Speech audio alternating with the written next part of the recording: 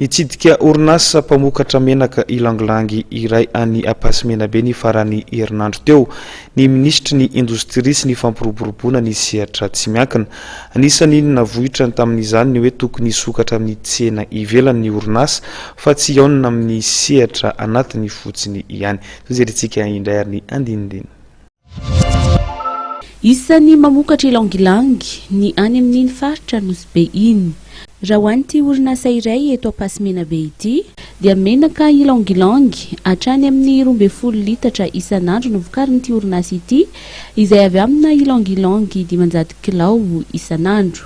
Tsy tokony ianona amin'ny famatsiana ny tsena anatiny ihany ny orinasa malagasy fa mila manondrana any ivelany ihany koa no isika manana fahefana amin'ny tokony andranana any ivelany, indrindra isika vao avy nifanaraka tamin'ilay fifanarahana telotonta momba ny fahazoana manondrana malalaka any amin'ireo firenena voakasika izany.